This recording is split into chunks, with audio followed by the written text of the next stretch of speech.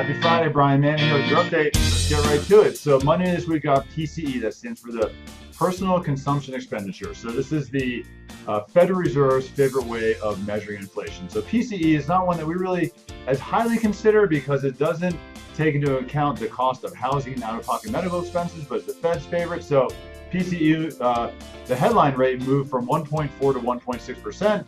Probably the primary increase there is from cost of oil or energy. If you strip out the volatile food and energy, core remained flat. So we didn't see much change there in the PCE. Tuesday this week, we get the Employment Cost Index. This just measures the cost of employers to have employees. This was Alan Greenspan's favorite gauge of inflation. This moved very slightly from a 2.4 to 2.5% cost in the index, relatively flat, so no big deal there as well.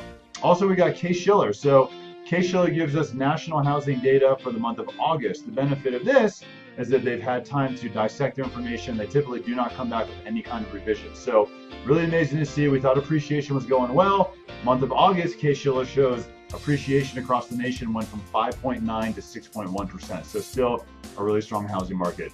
Wednesday this week, stocks are just off to the races. This is amazing. So right now we have the strongest bullish sentiment in the stock market in the last 30 years since 1987. So sometime there's going to be a correction. I don't know when, but strongest bullish sentiment in 30 years, pretty amazing to see.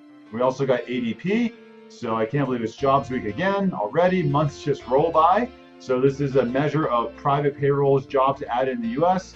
There was an expectation of 200,000 new jobs created for the month of October. They had 235,000. So kind of take it with a grain of salt. Thursday this week, we had the administration announce a new replacement for our Fed Chair, Janet Yellen. New replacement will be Jerome Powell.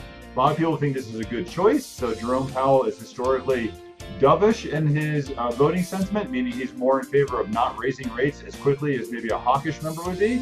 On the Fed voting members, and the Fed board is the wealthiest of all of them, has the most business experience out of all of them.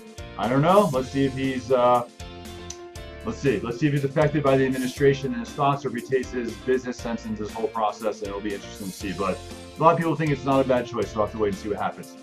Friday this week, today, so we get BLS. First Friday of every month, it's the Bureau of Labor Statistics Employment Report.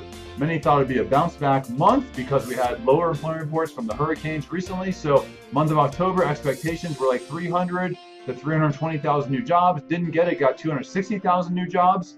So not a huge miss, but certainly not on track with what they thought there. And another big thing to look at today is the proposed tax reform. So this has information in there in regards to what the administration proposes and wants to do with the mortgage interest deduction that affects all of us in this industry. So right now, we get interest deduction on a mortgage balance up to $1 million. What they want to do is double the standard deduction, but lower the mortgage interest deduction only on loan amounts up to $500,000. What's amazing, if you really dig deep into this, is that it's estimated that for new home buyers, only 4% of new home buyers would still benefit from having a mortgage deduction if the administration gets this kind of tax reform through. I don't know about you. I hope it doesn't happen. We'll have to wait and see. I think that housing is a huge part of the U.S. economy. I think that this will have an impact on buyers. I hope it doesn't go through, but have to watch and wait and see what happens. Happy Friday. I'm around all day. If you have any questions, let me know. I'm around all weekend. Love to help you. Love to be part of your business. Have a great day. Oh, one more thing. Fall Fiesta, November 16th, Tiaco, 5 to 9, open bar, tequila, margaritas, Negro Modelo, endless tacos. Come on out.